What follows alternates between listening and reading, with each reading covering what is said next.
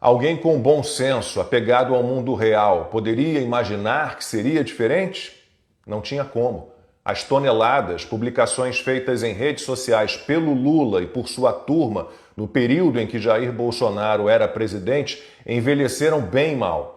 Vou citar apenas uma, bem representativa de um país sufocado por impostos e em delicada situação fiscal. Foi publicada no antigo Twitter, hoje X, pelo PT, em 27 de janeiro de 2021.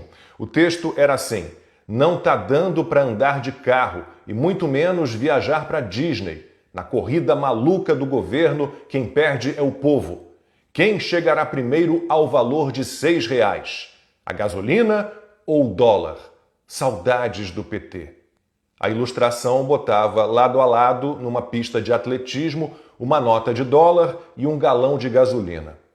É preciso primeiro lembrar que no começo de 2021, as consequências do fecha tudo, pretensamente para combater a Covid, da balela "a economia a gente vê depois", ainda eram pesadas.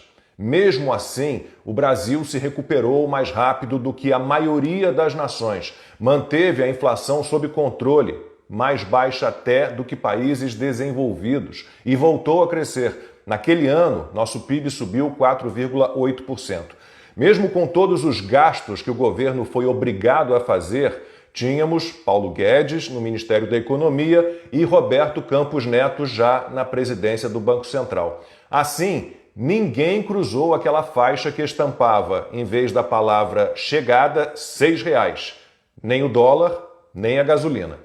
Com apenas 9 meses do terceiro mandato de Lula, essa corrida maluca desejada pelo PT foi vencida pela gasolina.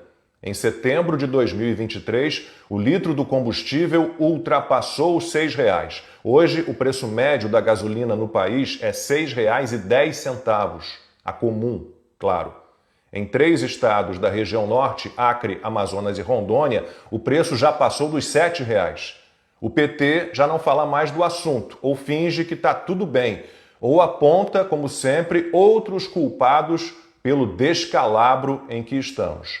Jair Bolsonaro continua sendo um irresponsável, alguém que não se preocupa com o meio ambiente, que incentiva o consumo de combustíveis fósseis, que levou adiante o delírio de zerar os impostos da gasolina, do diesel, álcool e gás de cozinha, onde já se viu. Como assim cortar impostos? Medida eleitoreira descarada. Já Lula é um santo. Tudo o que faz é pelo bem do povo. O descontrole nos gastos do governo é para salvar o Brasil. Gasto é vida, esse é seu lema. Vamos torrar trilhões, gastar muito e gastar mal. Basta compensar com aumento de arrecadação. Sobem-se alíquotas, inventam-se novos tributos. E assim estamos numa armadilha fiscal criada pelo petista e por razões políticas apenas. O petista precisa aumentar sua popularidade. Não vai conseguir com os anúncios feitos por Fernando Haddad essa semana. Os mesmos criadores do calabouço fiscal, que garantiu que as despesas vão subir sempre acima das receitas, inventaram agora um pacote de corte de gastos que ninguém pode engolir. E o dólar resolveu acelerar para não deixar a gasolina solitária na casa dos R$6. O pronunciamento do ministro da Fazenda para anunciar o pacote deu a entender que o PIB vai subir graças exclusivamente ao governo. Não tem nada a ver com o agronegócio que Lula chama de fascista.